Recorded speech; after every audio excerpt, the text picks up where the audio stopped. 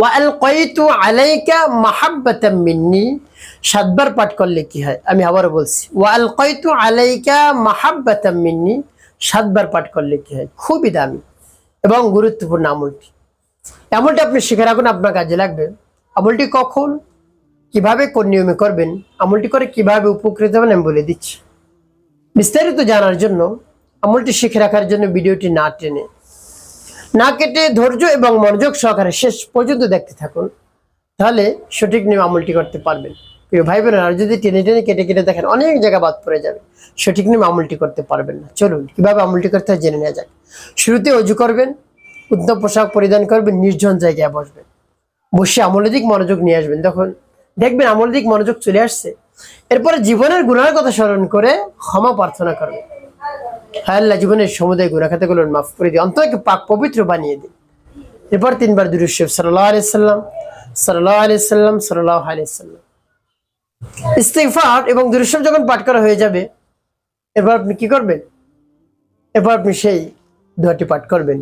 প্রিয় ভাই বোনেরা, কোন উদ্দেশ্যের জন্য পাঠ করলেন পরে বলে দিচ্ছি। আর যখন পাঠ করবেন দোয়াটি, রব্বে কারিমের কাছে বলবেন, আল্লাহ আপনার শরণাপন্ন হয়েছে, আর কারোর কাছে যায় না, আপনি সমস্যা সমাধান করে দিন। এভাবে রব্বে কারিমের কাছে মন খুলে প্রাণ ভরে বিশ্বাস নিয়ে বলবেন। এরপরে সেই দোয়াটি পাঠ করবেন, আমি বলে দিচ্ছি। বিসমিল্লাহির রাহমানির রহিম।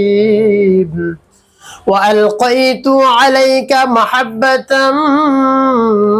مني وألقيت عليك محبة مني وألقيت عليك محبة مني।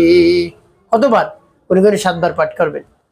7 বার যখন পাঠ করা হয়ে যাবে, এরপরে নবীজি সাল্লাল্লাহু মোহাব্বত নিয়ে, ভালোবাসা নিয়ে আপনি গুনে গুনে 5 বার দুরূদ ইব্রাহিম পাঠ করবেন। আল্লাহুম্মা সাল্লি আলা محمد وعلى آل محمد كما صليت على إبراهيم وعلى آل إبراهيم إنك حميد مجيد. اللهم بارك على محمد وعلى آل محمد كما باركت على إبراهيم وعلى آل إبراهيم إنك حميد مجيد. اللهم صل على محمد وعلى آل محمد كما صليت على إبراهيم وعلى آل إبراهيم إنك حميد مجيد.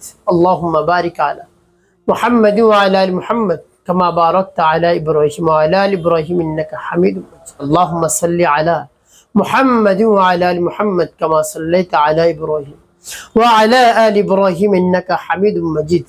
اللهم بارك على محمد وعلى آل محمد كما باركت على إبراهيم وعلى آل إبراهيم إنك حميد مجيد. اللهم صل على محمد وعلى آل محمد كما صليت على إبراهيم وعلى آل إبراهيم إنك حميد مجيد.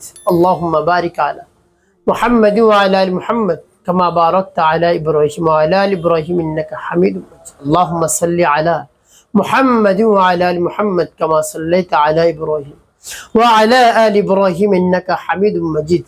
اللهم بارك على محمد وعلى آل محمد كما باركت على إبراهيم وعلى آل إبراهيم إنك حميد مجيد. এভাবে যখন পাঠ করা হয়ে যাবে, এরপর কি করবেন? আপনার আমলটি করা শেষ। কোন উদ্দেশ্যে যে আমল করলেন, আপনার ভালোবাসার মানুষ যদি চলে গিয়ে থাকে, কোনোভাবে আসছে না, দুশ্চিন্তার মধ্যে পড়ে গিয়েছেন, বা স্বামী চলে গিয়েছে, স্ত্রী চলে গিয়েছে, একজন অপরজনের জন্য দুশ্চিন্তার মধ্যে পড়ে গিয়েছেন, দুশ্চিন্তার কোনো দরকার নেই। যার উদ্দেশ্যে আমল করবেন তার নাম, তার মায়ের নাম নিয়ে আমল করুন, দেখবেন চলে আসছে। তবে চলে আসলে একটি কাজ করতে হবে, উভয় উচিত হবে একজন অপরজনকে বেশি কেয়ার করা, ভালোবাসা দেওয়া। স্বামীর উচিত হলো স্ত্রীকে বেশি বেশি উপহার উপটকন দেওয়া এবং ভালোবাসা। স্ত্রীর উচিত হলো স্বামী যে কাজগুলো পছন্দ করে সেই কাজগুলো করা, বেশি বেশি করা। দেখবেন পরকীয়া হবে না, ঝগড়াঝাটি লাগবে না, সংসারটা শান্তিপূর্ণ হবে, সুখময় হবে, জান্নাতের বাগান হয়ে যাবে একটা।